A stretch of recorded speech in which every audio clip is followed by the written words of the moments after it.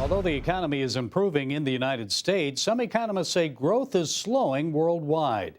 Many believe the world is likely to avoid a global recession this year. However, world trade is only expected to grow at a rate of about 2%. Joining us with more is Hassan Ehsan Massoud.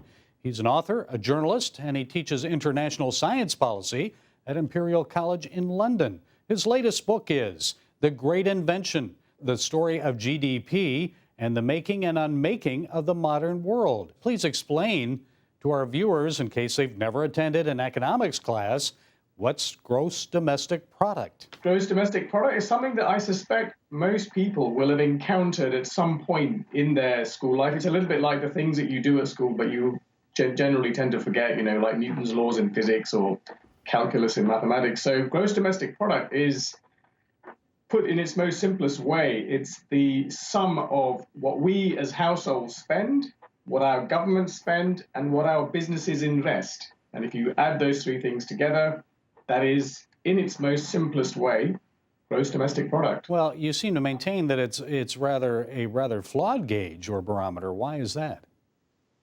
It's a flawed gauge for a whole number of reasons. It doesn't really reflect in many countries, particularly the advanced economies like the United States or the economy of the European Union, doesn't really reflect how those economies today are set up.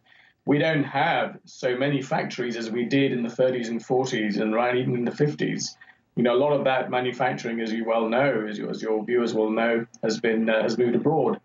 And so that's been replaced, particularly in the United States, by companies, the new economy companies, your Googles and Amazons and Spotifys.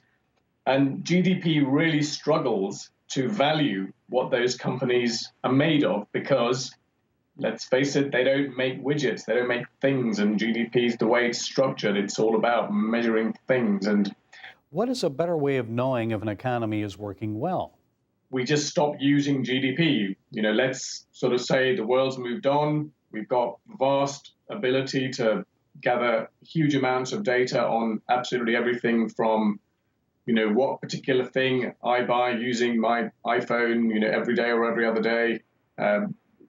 It's, the world in that sense and our ability, our computational power is just unrecognizable to the age of the 30s, 40s, and 50s. And so why don't we have 15 or 20 or 10 or 5 individual indices for the things that we think really matter? And let's decide as a global community or as a nation what they might be. Okay, so GDP aside, how do you think we're doing under Trump so far? Unemployment's down to full employment, consumer and business confidence is up, housing starts, housing prices are up, stock market is an all-time high. What do you think? How are we doing?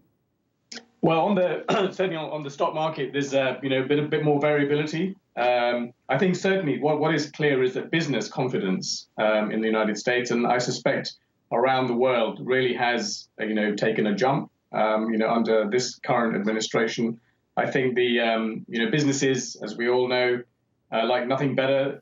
Well, certainly some businesses like nothing better than to be able to pay fewer taxes. I think the jury's out in terms of what the long-term plan is going to look like. The jobs growth was, as we know, was on an upward trajectory. Since the previous administration, and that's obviously continuing to pick up. Outside of America, what effect might President Trump's America First trade policy have on the global economy and our trade partners? I think from my own home country in the United Kingdom, I think it's slightly different. I think the government sees the change in government here because of Brexit, because of the UK's decision of the UK public to narrowly vote to leave the European Union. I think they're looking for a better relationship, a stronger relationship. It's always been strong with the United States. So I think the nexus between the Conservative Party led by Theresa May, the Prime Minister, and President Trump, I think is a strong one. I think it's going to strengthen, and I think there's interesting opportunities there.